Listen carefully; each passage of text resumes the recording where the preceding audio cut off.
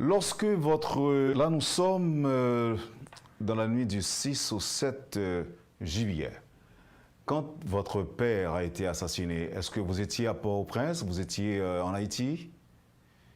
Oui, j'étais en Haïti. Je venais de rentrer de Caris. Caris, c'est une commune dans les montagnes du nord-est. Je venais de rentrer de Caris parce qu'on avait un gros projet là-bas, un projet centrale solaire de 300 kW. Euh, je venais de rentrer, j'étais fatigué. Le mardi, j'ai passé le temps de me reposer. On s'est parlé, moi et mon père, plusieurs fois la journée du mardi. Et puis, je lui ai demandé, comme ça, d'être prudent, comme d'habitude, je lui ai dit de faire attention. Il m'a donné le même conseil. J'habitais à Fort-Jacques, à une quinzaine de minutes de la résidence officielle de mon père. Une maison qu'on avait louée, moi et ma conjointe. Et notre fille aussi était avec nous à cette époque, le 7 juillet en Haïti. Mhm. Alors, jeune couple, je sais aussi que vous êtes père de famille, vous avez une fillette de 3 ans, si je ne m'abuse. Oui, 3 ans et 9 mois maintenant. 3 ans et 9 mois. À partir de quel moment vous avez appris la nouvelle de l'assassinat de votre père? Mais de très tôt, j'étais déjà en contact avec les membres de la famille et on va dire, les principaux responsables du palais national, de la sécurité présidentielle, avant même que ces gens-là, ils arrivent, soi-disant mercenaires, qu'ils arrivent à rentrer de la résidence. J'étais en contact avec ma sœur surtout. Mais j'ai évité de donner plus de détails par rapport au déroulement de cette soirée. Je vais rester vraiment sur la surface du sujet parce qu'il y aura beaucoup d'informations qui vont être utiles à l'instruction judiciaire. Donc, c'est des informations qui vont être utilisées justement à l'avancement de l'enquête. Donc, je vais faire très attention pour ne pas non plus donner trop de détails à la presse. Mais ce soir-là, moi, j'ai dû laisser ma maison, bien entendu, avec ma conjointe et ma petite fille. On n'a même pas eu le temps de la chausser.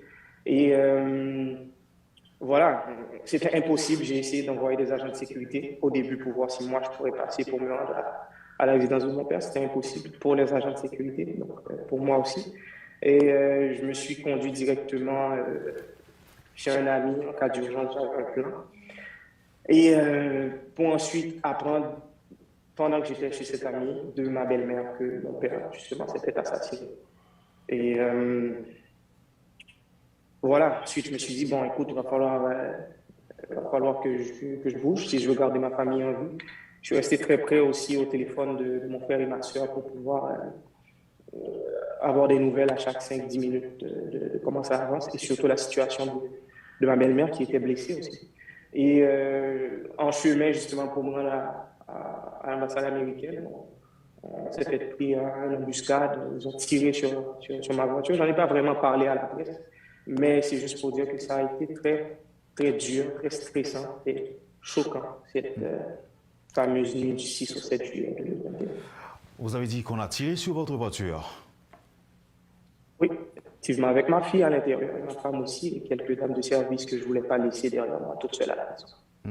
Là, vous parlez pour vous répéter, de soi-disant mercenaires qui ont fait ça ou d'autres personnes? Non, on n'a pas pu identifier les gens. On était en route pour l'ambassade américaine. Donc, moi, je suivais le chef de mon équipe de sécurité. On n'a pas pu identifier les gens. On a fait des manœuvres de panique pour justement sortir de l'embuscade. On a réussi à le faire. Et voilà, c'est une histoire. En prenant le chemin de l'ambassade, est-ce que ça veut dire que que votre vie, en fait, que vous aviez l'impression que votre vie était menacée? Bah, c'était pas une impression, c'était une réalité. Donc, je me rappelle la première fois ce que ma belle-mère m'a dit quand je l'ai eu au téléphone, parce que j'ai essayé d'appeler tout le monde, surtout mon père, ma belle-mère, à maintes reprises. Et elle m'a dit, laisse la où tu es. Et mais j'étais déjà parti aussi. Donc, c'est juste pour dire, on savait pas encore l'ampleur de la situation. On savait pas encore qui était derrière, qui était en train d'organiser ce qui se passait. Est-ce que c'était seulement mon père qui était visé ou toute la famille? Donc, il fallait prendre des dispositions, il fallait réfléchir rapidement et aussi agir rapidement. Mais vous avez confirmé l'information à quelle heure? 1 heure, 2 heures, 3 heures? Est-ce que votre père n'a pas réussi à vous parler? Puisque j'ai appris qu'il a pu appeler plusieurs autres personnes. Oui, dans la famille, j'imagine à l'instant, dans la maison où ça se passait, tout le monde essayait d'appeler tout le monde. J'ai pas pu parler à mon père malheureusement avant avant sa mort. J'aurais vraiment aimé.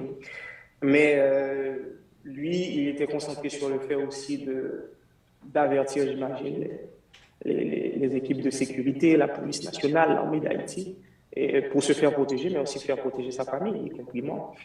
Mais je ne me rappelle pas l'heure exacte que j'ai eu la confirmation de ma belle-mère que mon père est assassiné. Mais voilà, ça a été un choc, comme je vous l'ai dit. Je me rappelle, j'ai demandé à ma belle-mère et mon père comment il va. Je pas eu de nouvelles, tout ça. Il m'en a pas parlé. Et puis, pour me confirmer qu'il est très blessé. Je comprends ce que je lui disais, il est très blessé. Donc, voilà. Et il fallait justement garder la tête froide, ne pas l'annoncer à ma conjointe pour qu'on puisse rester le plus concentré que possible pour évacuer.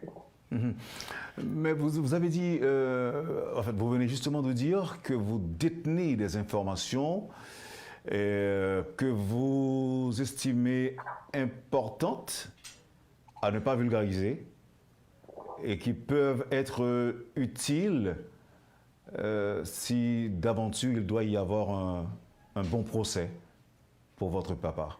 Oui, définitivement. Je crois que toute personne qui était directement liée à ce qui se passait à la résidence officielle de mon père, à Pèlerin-Saint, ils ont des informations, ils ont des détails, ils ont des personnes avec qui ils ont parlé qui, justement, avaient une version de l'histoire puis qui ont donné une autre version après.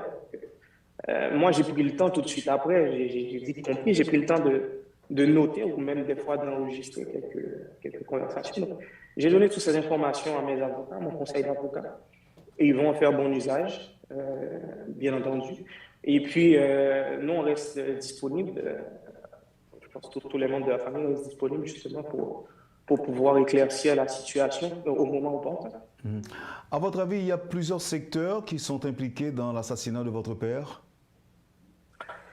À vrai dire, je n'ai pas la réponse à cette question. C'est exactement pour ça que j'ai entrepris personnellement des actions judiciaires. C'est pour avoir la réponse. C'est pour que toute la vérité soit faite sur ce qui s'est passé la nuit du 6 au 7 juillet dernier. Et il faut dire aussi que mon père, en tant que président, il avait des alliés, mais il avait des gens aussi qui étaient contre ses politiques. Et lui, il essayait, on l'a vu, j'imagine que vous lui avez parlé plusieurs fois, d'opérer des changements, on va dire, assez concrets dans le système politique ou même administratif en Haïti. Mais quand vous essayez justement d'opérer des changements pour aller à l'encontre du statu quo, vous vous mettez automatiquement en danger. Et mon père lui-même me disait que tout président qui allait opérer des changements, on va dire, favorables au peuple haïtien, se met fatalement en danger. C'est une phrase qu'il nous répétait tout le temps. À votre avis, est-ce que votre père avait des soupçons qu'il était effectivement menacé et qu'à n'importe quel moment, il pourrait être assassiné? Est-ce qu'il vous a fait des confidences ou encore est-ce qu'il vous a révélé des choses de ce genre? Non, non. Les semaines, j'essaie souvent de penser aux semaines qui précèdent le 7 juillet.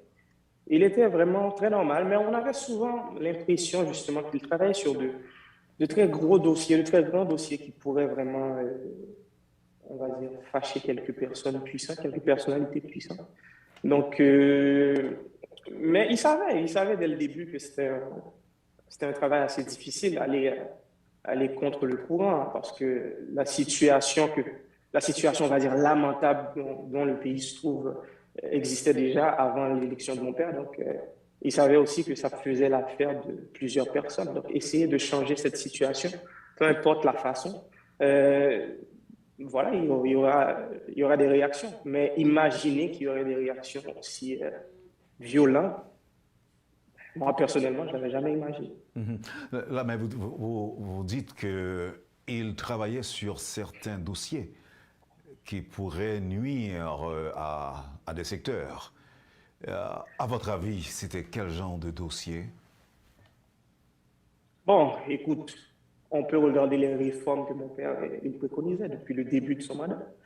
Une nouvelle constitution, l'électrification, les infrastructures, Donc, c'est les bases même d'une société, je dirais. Ça n'a rien à voir avec du luxe. C'est les bases du progrès, c'est les bases du développement.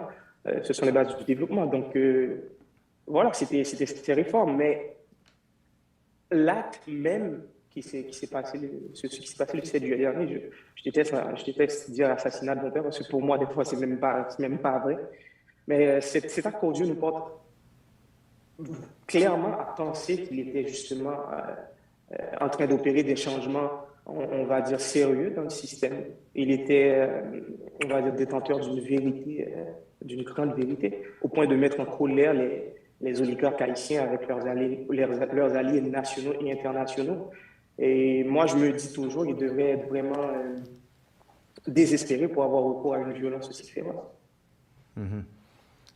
Comment étaient les rapports entre vous et votre belle-mère, Madame Martine Moïse?